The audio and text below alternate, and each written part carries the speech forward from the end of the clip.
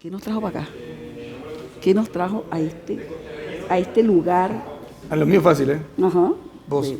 Da.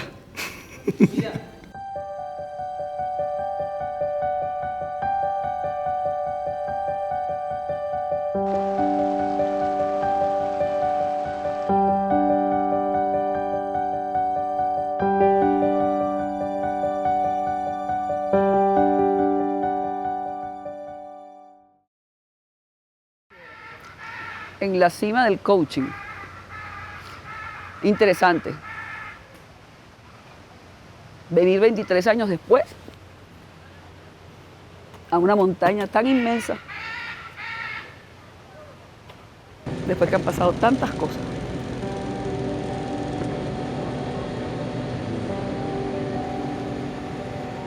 ...23 años de coaching,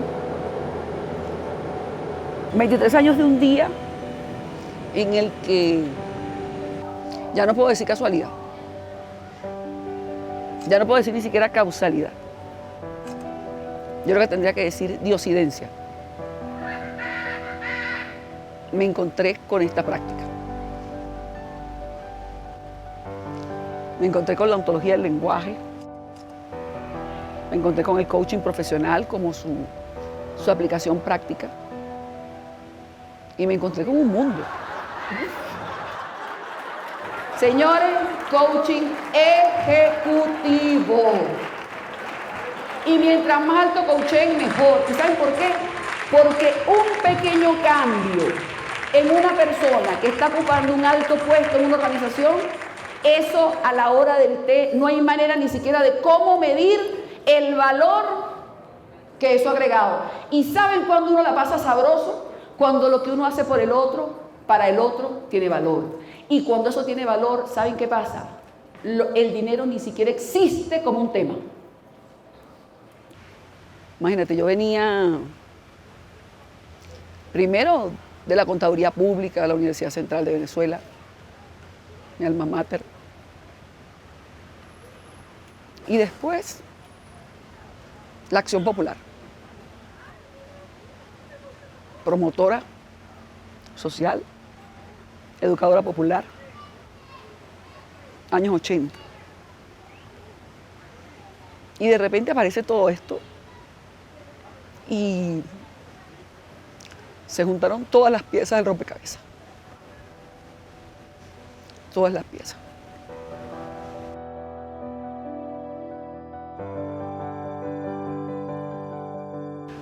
Raúl Herrera hizo un taller de comunicación para la acción, recuerdo.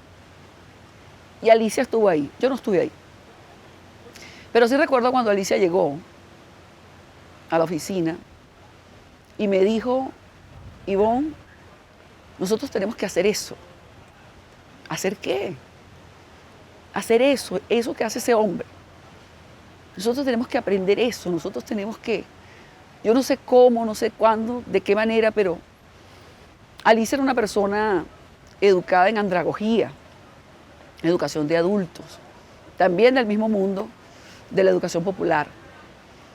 Y eso rompió todos sus esquemas, sus estándares. Apareció en la educación una posibilidad de poder inédita, inusitada. Hasta ese momento yo simplemente había escuchado, era su impresión, su impacto. Después me tocó a los días encontrarme con Raúl Herrera en una oficina de una organización que se llamaba Signos, allá en Las Mercedes, en Caracas. Y esa hora y media, fue como que eso le estaba hablando al mismo tiempo a dos dimensiones mías. Le estaba hablando a mi corazón, pero le estaba hablando a mi conciencia, a mi intelecto. Y después no quedó más. Les estoy hablando del año 93, donde hablar de coaching y además ontológico era algo así como, no sé, hablar de un tema que nadie tenía en cuenta, que no estaba en la cabeza de nadie, que no estaba en el hacer de nadie. No es hoy. Hoy decimos coaching y bueno, Hay congresos, hay seminarios, hay universidades, hay practicantes, hay asociaciones, hay... Pero hace 23 años no había nada. ¿Ok? La cosa ¿dónde está? Está en las organizaciones. Para allá es que hay que ir. Es más, yo hablo del asalto a las organizaciones. Tomarlas por asalto. Y es más, señores, miren, este es nuestro momento dorado. Nosotros somos personas que tenemos una capacidad que muy poca gente tiene allá afuera.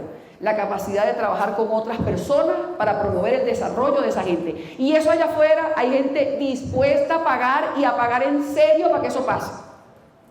Por lo menos en esta parte del globo terráqueo, hablamos de América Latina. Y ahí, como les digo, en ese encuentro, lo que hubo fue una cosa que hay en este parque, una conexión. Se conectaron, así como se conectan las neuronas y hacen sinapsis, así como se conectan las personas y se enamoran. Así también le pasa a uno. Aparece la filosofía, la ontología del lenguaje, aparece todo este planteamiento de Fernando Flores, en el que dos personas eran como las voces que hablaban de algo que este señor les había enseñado antes, ¿no? Esas dos voces eran Julio Laya y Rafael Echeverría. Y ahí nos fuimos a Segovia, a España, con la ayuda de Lichín, con la ayuda de Lichín, el libro de las mutaciones, de los cambios. No sé cuántos miles de años tiene escrito, pero a nosotras nos costaba tomar esa decisión. Mi mente pragmática sacaba números, presupuestos. Y finalmente, cuando ya no hallábamos qué hacer, nos faltaba como un impulso y lanzamos las monedas de Lichín. Y el Lichín habló. Y el Lichín dijo, el trabajo en lo echado a perder. Ese era el hexagrama. Y el hexagrama, el poema decía, es oportuno cruzar las grandes aguas y trabajar en aquello que se ha echado a perder por la propia acción del hombre. Imagínense, el programa empezaba en España y estábamos en Caracas. Cuando nos dijo que era oportuno cruzar las grandes aguas, cerramos el Lichín, le agradecimos y nos fuimos. Y ese es un viaje que no ha parado. Son 23 años. 23 años de recorrer el mundo, por lo menos este mundo de América. Chile se convirtió prácticamente en la casa. Ahí era donde íbamos fundamentalmente a hacer los programas, porque lo que vino ahí fue como el gran desafío de dar a conocer una disciplina emergente. Por eso les digo, hoy seguimos hablando 25 años después que el coaching es una disciplina emergente. ¿Qué era hace 23 años? ¿Qué era hace 23 años? Bueno, hace 23 años era una intuición, era un enamoramiento. Y fue enamoramiento y después fue compromiso. ¿Por qué enamoramiento? Porque en ese momento que descubríamos la ontología, lo que descubríamos era algo así como el alma humana. Y cuando uno descubre el alma humana, sea a través de cualquier planteamiento, lo que ocurre es que después se da cuenta que hay muchos caminos. Entonces fue el enamoramiento de toda esa cosa. Pero después fue el compromiso. ¿Y por qué el compromiso? Porque en el momento que todas las opciones se abrían, yo recuerdo haber tomado una decisión. Yo dije, yo no voy a seguir buscando en otras teorías, yo no voy a seguir buscando otras filosofías. Yo me voy a concentrar un rato, dije, en la ontología del lenguaje. Y ese rato ya va por 23 años.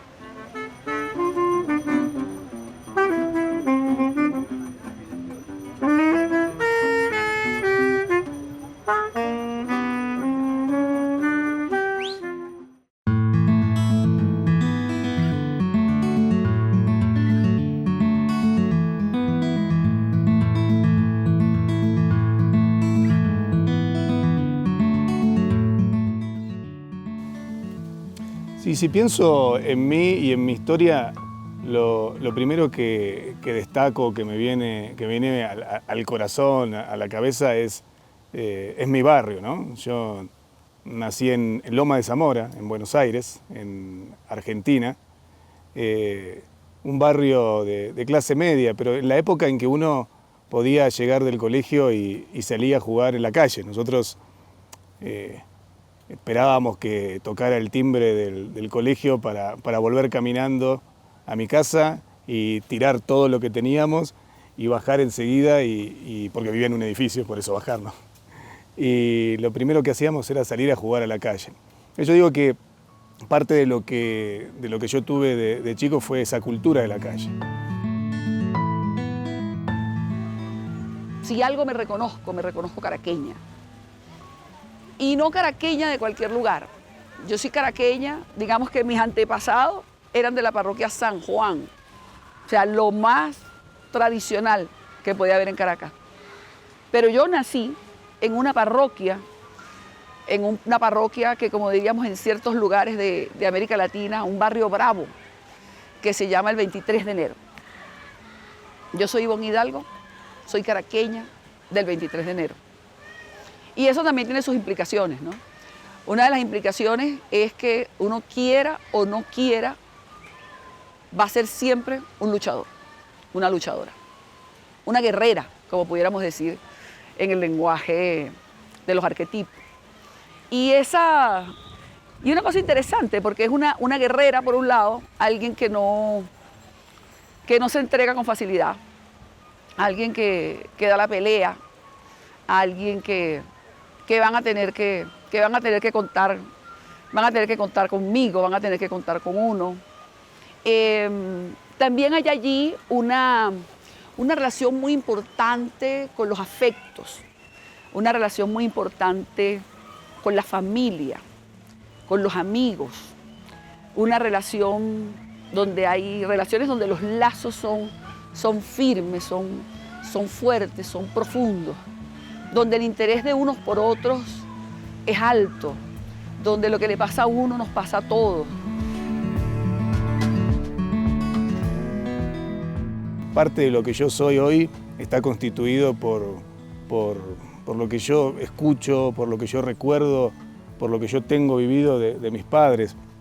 Y ahí hay algo importante, ¿no? Mi papá fue un hombre que falleció cuando yo tenía 12 años, lo cual probablemente, seguramente ha marcado parte de mi vida, pero hasta ese momento la influencia fue bien fuerte, porque él había construido un proyecto que llamaba Hombre Nuevo.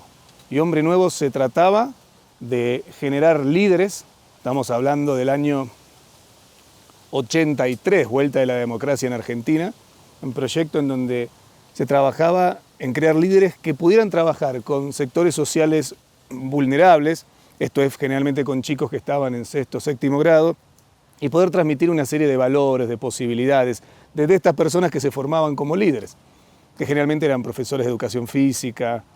Entonces, yo me metía en todos esos espacios, ¿no? Yo fui criado en un semillero en donde hablar de liderazgo en el año 83 empezaba a ser normal. Me crié en un semillero donde nos íbamos de campamento con chicos y la pasábamos genial, y esos chicos yo después me los cruzaba en la calle de mi barrio que iban con un carrito levantando basura, porque eran chicos de sectores realmente muy bajos. Y cuando muchos de mis amigos salían corriendo porque se encontraban con que venían esos chicos que juntaban basura y les parecía que era peligroso, porque quizás los padres les decían que tengan cuidado, yo me subía en el carrito con ellos y los saludaba, porque yo había estado durmiendo en carpas con ellos dentro de este proyecto que mi padre había construido. Entonces, claramente hay una influencia ahí en donde empecé a vivir lo que era la integración de mundos, el compartir desde muy pequeño. Pero claro, también está mi madre, que mi madre para mí es una belleza, o sea, es una mujer adorable. No, creo que no conozco a nadie que esté cerca y no quede como enamorado de su ternura, de su amor. Una persona que eligió dedicar su vida a sus hijos después de que mi papá fallece. ¿No? Esto de que la vida se define en gran parte no en lo que esperás que pase, sino lo que no esperás que pase. Y obviamente ella no esperaba que cuando yo tenía 12 años y mis hermanos tenían 6, 7 años, se quedara viuda con 3 chicos varones y tuviera que hacerse cargo de todo. Y se hizo cargo de todo. Y yo eso le llamo, y lo he escuchado así, compromiso incondicional. Esa cosa que se generó en el barrio, donde vivíamos en un bloquecito, ¿no? En el que yo les puedo hablar de todas las 8 familias que había en esa escalera donde vivíamos, y donde los niños no eran de su papá o de su mamá nada más. Los niños eran de todos los vecinos. Más de una vez me pasó que estuviera yo en algún lugar inadecuado y un vecino me preguntara: Ivonne, ¿qué haces tú aquí? ¿Tu mamá sabe que estás aquí? Vete o tu mamá va a saber que estás aquí. Y alguien le decía a mi mamá dónde estaba, qué estaba haciendo. O sea, de ahí se deriva un tema del cuidado, un tema del amor y el cuidado. Y yo creo que esa cosa es algo que yo he ido conservando a lo largo de toda mi vida, no solamente con mi familia. Incluso yo trato de que la empresa que yo estoy dirigiendo, que he creado, que es el Centro de Especialización en Gestión Ontológica, CEGO, yo trato de que eso sea un valor, de que el tema del cuidado, de que el tema del ser partner, de que el tema de ser... Y no es la conchupancia del amigo, no, es el interés, como pudiera decir mi maestro Flores, el interés por los amigos existenciales. Cuando apareció lo del coaching, no lo dudé. Dije, esto es lo mío. Aparte me cuentan que quien era la directora de la escuela de coaching que la estaba formando era ni más ni menos que Elena Espinal. Muchos de mis compañeros hoy son grandes amigos, soy coach muy reconocido, soy que salieron de esa camada. Nos formábamos con Elena, pero también con Jim Selman, que él venía a formarnos y es uno de los coaches que yo reconozco. Yo sé que a cada uno le pasa que con su maestro tiene como una vinculación especial. Bueno, a mí me pasa con Jim, pero más allá de esa vinculación, entiendo el poder que tiene él en sus maneras de hacer las cosas, ¿no? De intervenir y de un tipo de coaching que produce resultados en términos de la construcción de nuevos mundos, que no es solamente un coaching para mirarse hacia adentro. Te mirás hacia adentro también, pero es un coaching muy puesto en que las cosas ocurran. O sea, hay 2 mundos ahí que conviven, el interno y el externo. Y eso a mí me parece algo maravilloso, ¿no? Si algo es este tema de la cima del coaching, para mí la cima del coaching tiene que ver con la evolución, tiene que ver con la elevación de la conciencia y el espíritu. Y en ese camino yo me encuentro. Como les dije antes, una niña humilde, de barrio, hija de obreros, empleados públicos, que vivió en un país que le sigue dando hoy en día montones de posibilidades y de oportunidades. Y yo aprendí en el barrio que las oportunidades se aprovechan, que después aprendí en la ontología del lenguaje que las oportunidades se crean. Entonces, esa conexión entre crear las oportunidades y aprovechar las oportunidades, yo creo que ha sido uno de los elementos fundamentales de mi vida, de mi forma de ser y de pararme ante el mundo. Yo no sé qué es la cima, pero lo que sí sé es que en ese espacio la mirada se vuelve 360. Aparece la integración. En la cima podés ver el bosque, en la cima podés ver el mar, en la cima podés ver la ciudad, en la cima se amplía tu experiencia de la vida.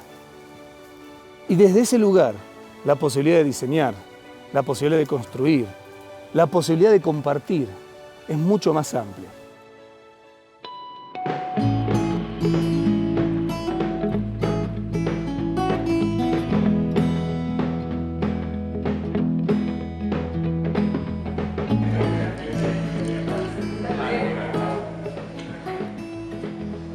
El hijo de Jorge, muy pequeñito, de 11 años, que se llama Diego, escuchando, porque te digo, yo me pasé por todas.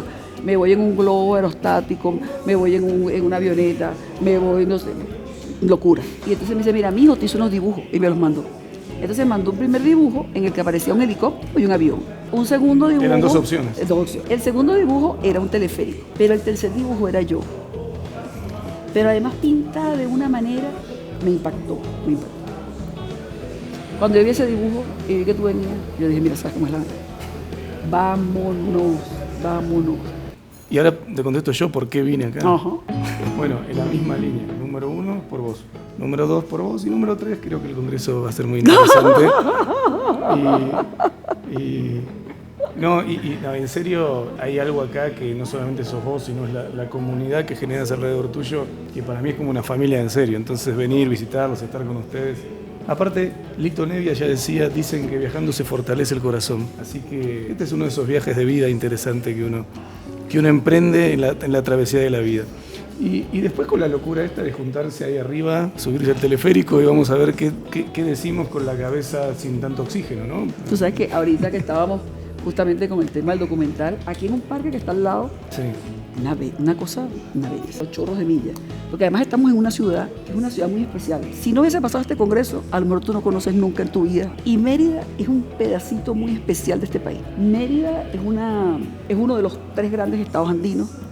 Lo llaman la ciudad de los caballeros, yo diría que de las damas también. Es una gente de una hospitalidad, de un cuidado y de una sensibilidad, pero además es una ciudad que además de haberse hecho al lado de estas montañas tan enormes, es una ciudad donde la Universidad de los Andes es como decir el centro de la vida de esta ciudad. Entonces lo que ha generado alrededor es una ciudad que además de bella, es bohemia, que además es intelectual, que además es solidaria. Ahorita la vemos y parece que fuese un lunar de este país. Pero además, hablando, me siento enfrente y lo que veo es la montaña. Y me piden que hable un poco del pasado del coach. Y resulta que lo que veo es la montaña, me doy cuenta que esa es la cordillera de los Andes. Entonces, si uno empieza y se monta en esa montaña y empieza a caminar derechito hacia abajo, hacia el sur, llega a Santiago.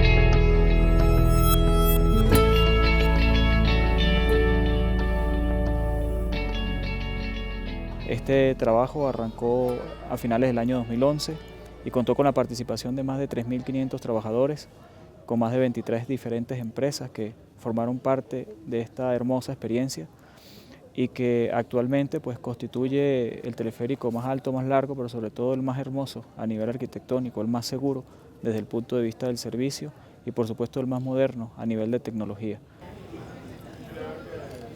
Y llevarte a la cima del cielo, donde existe un silencio total, donde el viento te roza la cara y yo rozo tu cuerpo al final. Aquí estábamos, Fernando, en la cima del cielo.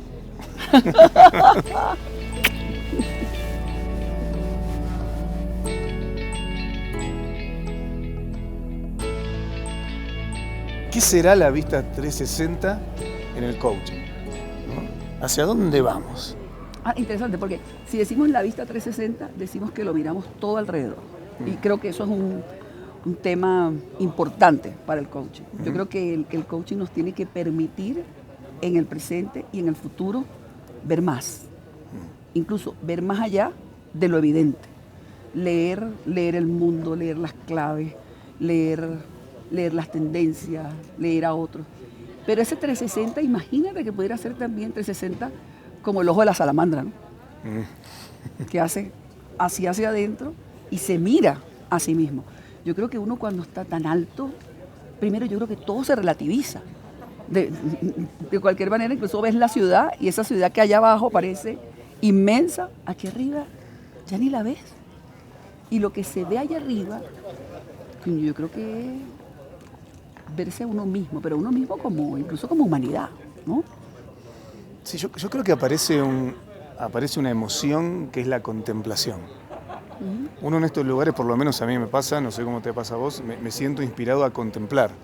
¿Sí? Y la contemplación es una emoción en donde uno se siente parte del todo, pero a la vez distingue con admiración, con serenidad todo eso que está ahí, ¿no? Es como un wow, pero no es un wow exacerbado. Así es, un wow sereno. Es un wow sereno, ¿no? Y entonces yo creo que a mí lo que me pasa particularmente es que la cima me trae a contemplar. Uno puede de repente decir el Tíbet, ¿no? Los Himalayas. ¿Qué hay allá arriba? Yo creo que más, incluso mirando el tema del coaching, yo creo que nosotros tenemos que trabajar para en el futuro de verdad construir una nueva conciencia y una conciencia mucho más elevada. Nosotros que hemos trabajado tanto, por ejemplo, con el planteamiento de dinámica espiral, que sabemos que venimos de lo básico, de pelear con todos los miedos, que una vez que el miedo desaparece, aparece una conciencia de la conexión, del otro, incluso un lugar no solamente físico, sino también emocional, desde el cual mirar nuestro mundo, mirar sus grandes dilemas, sus grandes problemas y trabajar para construir la solución de eso. Eso, dicen que lo decía Einstein. Tú sabes que, bueno, estas cosas que dicen que lo dijo fulano, si fulano se para de la tumba, dice, no, yo en realidad no es eso, ¿no? Pero que dicen que uno no puede resolver los problemas que tiene con el mismo nivel de conciencia que los creó. Entonces, ¿para dónde creo yo que va el coaching? Definitivamente a generar niveles de conciencia nuevos y niveles de actuación nuevos en las personas que nos empoderen para hacernos cargo del mundo que uno no puede decir ni siquiera ahorita que lo va a heredar. Porque tú tienes 40, yo tengo 53, expectativas de vivir mucho más. Y mientras estemos aquí, nos estamos de alguna manera siendo responsables del mundo que tenemos, de sus desafíos, de sus dilemas. Tú tienes a Delphi, que tiene 7, 8 años. Yo tengo a Sebastián, que tiene 12. Y el tema es, sí, hay una esperanza radical en relación a que esas nuevas generaciones que vengan van a saber qué hacer con el mundo que les va a tocar en sus manos. Pero nosotros todavía no podemos decir que ya hicimos nuestro trabajo. El trabajo hay que seguirlo haciendo. Sí, hay que seguir haciendo. Y recién decías lo de la esperanza radical. Y a mí me parece eso súper importante, porque yo creo que hay que lograr pasar de una esperanza a una esperanza radical. Así es. Y me parece que ahí el coaching tiene mucho por aportar, porque la esperanza concebida simplemente como esperanza también tiene mucho que ver con esperar que un agente externo solucione algo que yo no me hago cargo yo de que lo puedo solucionar. Así es. Para mí la esperanza sola es casi la otra cara de la moneda de la resignación, porque en la resignación hay un trasfondo en el cual yo creo que mi acción no va a provocar un cambio, pero en la esperanza también yo creo que mi acción no va a provocar un cambio. Es una acción de otro. Es una acción de otro. En cambio yo creo que la esperanza radical, en lo que yo fui escuchando, trae otra predisposición. No es solamente la cuestión de creer, sino que es un creer que evoca acción. Claro. Que evoca, pero también se hace cargo del desapego de que las cosas no pueden seguir siendo de la manera en que estaban siendo para que pase algo distinto. Porque lo que traía Einstein lo traía también desde la cuestión de la lógica. Claro, si sigo haciendo lo mismo, no va a haber otra cosa claro. diferente. Ahora, desde el punto de vista emocional, eso implica un profundo desapego. Soltar, ¿no? Poder soltar y soltar las certezas de las cuales estamos parados. Y creo que en el coaching estamos parados en varias certezas, porque nosotros del coaching hablamos de paradigmas, hablamos de modelos, pero nosotros también somos un modelo y también somos un paradigma. Y no lo podemos evitar. Y no lo podemos evitar y siempre vamos a estar en una interpretación. El tema es poder darse cuenta de que la interpretación. Otro día escuchaba algo que me pareció muy, muy interesante, esto de que hay emociones que uno... Las emociones las reconoce, es decir, si estoy alegre, estamos alegres, nos damos cuenta de que estamos alegres, estamos tristes, estoy triste. Ahora, si estoy en la soberbia, si estoy en la arrogancia, esa es una emoción transparente. El arrogante no está consciente de que es arrogante.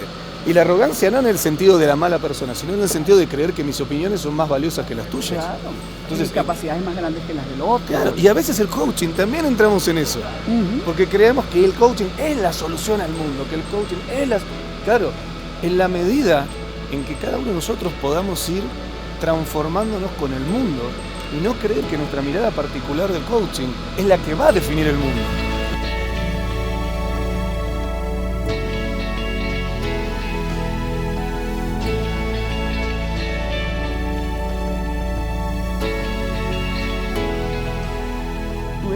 Que hablabas de esa emoción de la arrogancia, Sí. que cómo se nos puede hacer cómo podemos ser casi ciegos a que estamos ahí.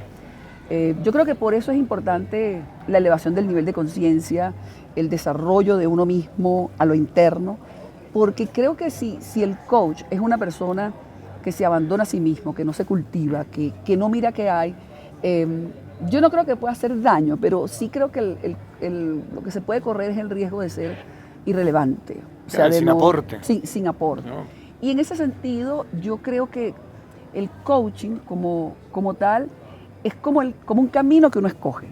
Creo que hay como miles de caminos para poder hacer contribuciones, para poderse hacer cargo del mundo, porque creo que eso es lo que hace falta. Yo creo que la medida, y eso para el futuro, en la medida en que cada uno de nosotros se haga cargo de lo que le corresponde y algo más, nosotros yo creo que vamos a poder lidiar mejor con nuestras olas, con nuestros tsunamis, con sus réplicas, con las consecuencias. Pero el tema del coaching como disciplina es el tema también de reconocer la humildad de que hay una cosa que nosotros podemos hacer, aportar, y otras que no. Pero esa es la particularmente nuestra, sobre todo en un mundo como el que uno está viendo, en el cual si algo hay y va a haber cada vez más, es desorientación, no entiendo lo que está pasando, porque ¿qué mundo hemos vivido? O sea, en los últimos 10 años, 15 años, hemos visto más transformaciones que en los últimos 50, pero además cuando tú te pones, por ejemplo, a ver cuáles son los productos, cuando tú te pones a ver que Google viene con un teléfono y viene con un aparato que va a estar en tu casa al que tú le vas a hablar y va a prender la luz y va a prender la música y va a llamar a quien tú quieras y qué sé yo. O sea, los cambios que vienen impulsados por la tecnología en todos los órdenes de la vida, los cambios de la demografía. La pregunta es, esta generación que todavía está a cargo y en responsabilidad, pero además que ha sido formada para un mundo totalmente inexistente. ¿Cómo nos sentimos cuando estamos ahí? Desorientados, desubicados. Por eso es que incluso si a mí me hablan un poco de más allá del coaching y el futuro del coaching, yo creo que vamos a tener que asumir más responsabilidad de la que hemos asumido hasta ahora. Hasta ahora hemos estado trabajando mucho con la gente en función de que su potencial se desarrolle, de que las barreras caigan. Yo creo que hoy en día hay que asumir más responsabilidad, incluso orientación, guía, faro. Imagínate el nivel de responsabilidad que nosotros tenemos para asumir en relación a asumir que esto incluso va contra ciertas corrientes de coaching, ¿no? Donde cada vez menos te metas, menos intervengas, menos digas, deja que él se dé cuenta. Y resulta que no, ¿sabes qué? Yo creo que en algún momento vamos a tener que generar intervenciones que apunten a orientar, a dar norte. En el momento, cuando menos sabemos de lo que está pasando, lo que necesitamos es que se encienda alguna luz. Y en el caso del coaching, si ponemos a andar la metáfora, hay una luz que tiene que ver, y esto tiene que ver con mi planteamiento del coach como líder, del coach como emprendedor, del coach como una persona que toma partido y asume hasta el riesgo de equivocarse, y siempre si lo hace desde la plataforma de la legitimidad y desde el servicio, vamos a tener después como pedir disculpas y lo que sea, pero que ahí hay la función de ser faro. Por eso el trabajo del coaching a lo interno, para despertar tu luz, para que tu luz aparezca y pueda ser una referencia para un mundo que está allá afuera, pero además el trabajo para hacer que la luz que está en todos nosotros aparezca y brille, porque ahí entonces nos conectamos con corrientes de liderazgo donde no es una persona dirigiendo a otra, donde son personas ayudando a otros a que su luz aparezca y a que se conviertan a su vez en guía de muchos otros. Entonces, yo digo, si yo veo el futuro, yo veo a mucha gente liderando, dirigiendo, orientando, haciéndose cargo. y veo a los coaches sirviéndoles a esa gente, desde el servicio que se hacen a sí mismo por su luz y desde el servicio que le hacen al otro porque la luz del otro aparezca. El coaching creo que tiene un llamado muy interesante a crear los estados de ánimo que permitan navegar este mundo VICA. Y esos estados de ánimo tiene que ver, desde mi punto de vista, con una profunda confianza, y ahí viene lo del mundo interior, con uno mismo, donde no me estoy identificando a partir de algo externo, sino que simplemente soy. Entonces, sí creo que el coaching, hoy y hacia adelante, nos trae una posibilidad de poder definirnos no a partir de características personales, sino a partir de aquello con lo que me comprometo. Yo creo que estamos llamados a incursionar en un momento histórico en donde es necesario empezar a crear un estado de ánimo colectivo distinto al que hoy se vive. Y eso no se logra con un optimismo superficial. Eso no se logra con motivación. Eso no se logra con decir cosas bonitas.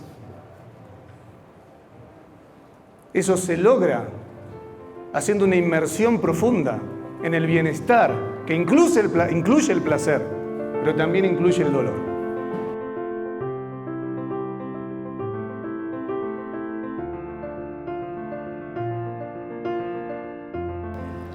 Como yo te veo a ti, si te veo aquí donde estamos, en la cima.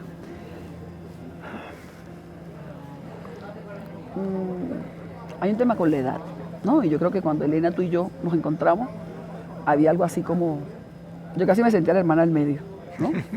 Elena, yo, estabas tú.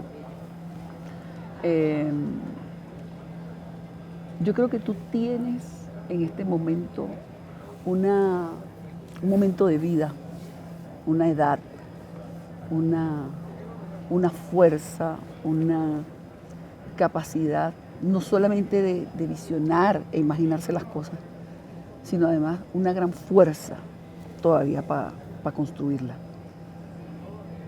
Yo te veo enfocado, te veo con camino claro, ¿no? Te veo liderando iniciativas importantes, trascendentes, transversales, que atraviesan todo. Te veo siendo faro, ¿no? Te veo, no solamente te veo, yo quiero seguir estando contigo, ¿no?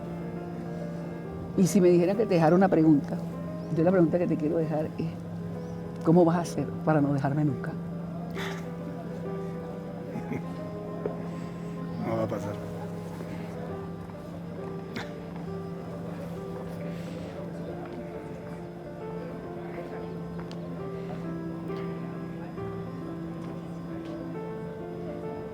Gracias. Gracias. ¿Cómo te veo?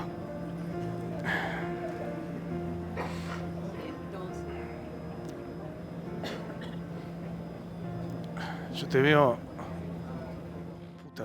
te veo como una persona que la vida le puso unas pruebas impresionantes, ¿sí?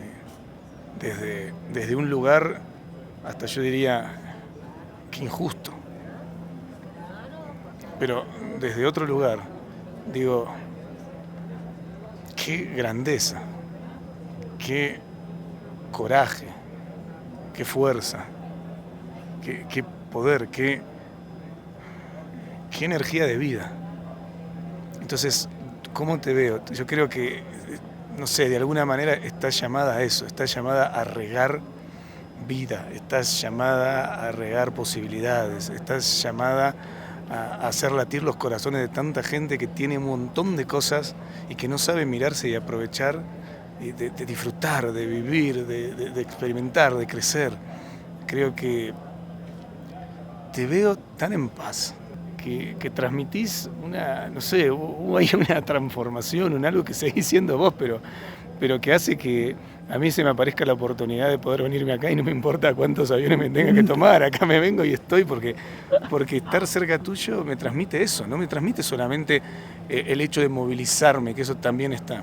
Porque movés, porque sos picante, porque traes cosas que no sos reverente con lo que decís, tenés irreverencia, sos provocativa, no hablás para conciliar con la interpretación del otro, sino que decís las cosas para mover.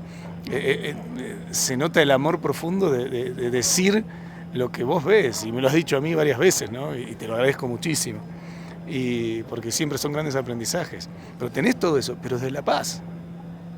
¿Y cuál es la pregunta? Podría hacerte la misma, pero no te voy a hacer la misma pregunta.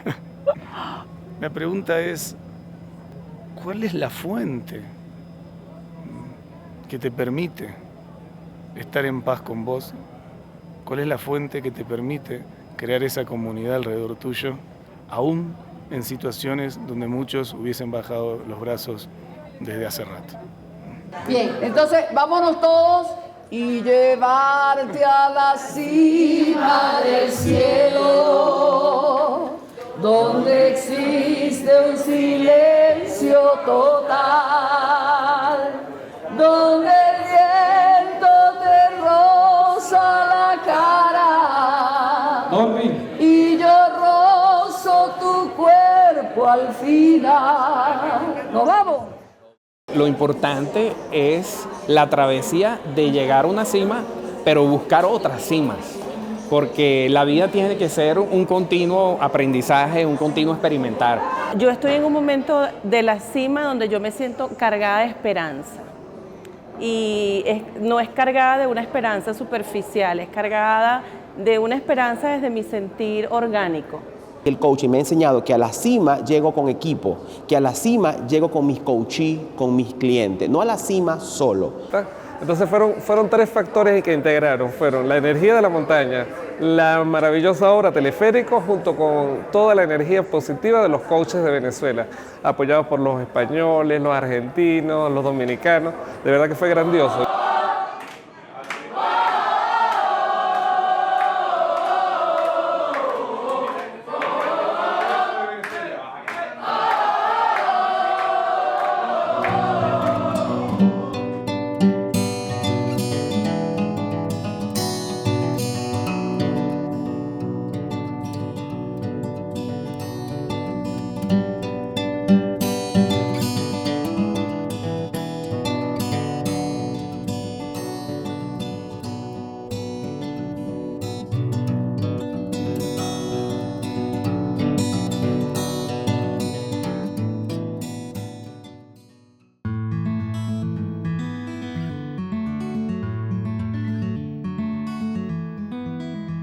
Yo estaba en el envión que ha sido estar contigo, ¿no?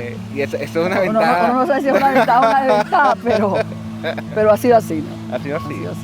Entonces esa es mi percepción, ¿no? Yo creo que yo creo que ya la gente está formada, ¿no?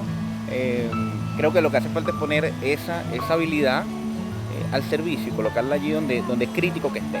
Entonces esas como son mis percepciones. Me alegra mucho además estar aquí porque yo tenía mucho tiempo sin estar congregado con otros coaches, que no fueran los coaches de nuestro equipo, claro, ¿no? Claro. Y de verdad que hemos estado como 2 años metidos entregando valor a organizaciones, empresarios, emprendedores, teniendo resultados muy buenos, positivos, pero en cierto sentido alejados de lo que le está pasando a la comunidad de coaches en Venezuela, ¿no? Claro. Entonces venir acá fue como contactarnos con esa realidad, o contactarme yo con esa realidad, y por diversas razones, ¿no? Ver lo que hemos avanzado nosotros, por un lado, ver el espacio de posibilidad y oferta para apoyar a la comunidad, y en definitiva sentirse parte de algo más grande que la propia empresa, que los propios proyectos, que la propia ambición. Claro. Que por más importante y grande que sea, hay juegos incluso más ambiciosos y más grandes, ¿no? Yo te veo no solo como estás hoy, al lado mío. Yo te veo al frente de mí.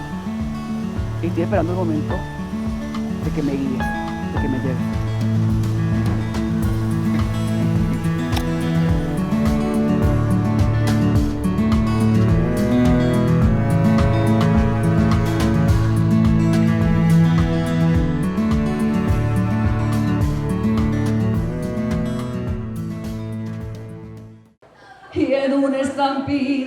si pierdo la vida, tenías que ser para mí.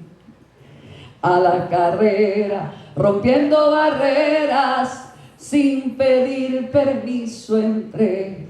Cerré la puerta, boté la llave y ahora nadie me saca de aquí. Y tendrían que matarme para quitarme el tesoro de verte vivir. Yo no me voy, yo me quedo aquí. Yo me quedo a velar tu descanso, princesa de mi corazón. Por el tiempo que nos queda, por el tiempo que nos queda, por el tiempo que nos queda, por el tiempo que nos queda.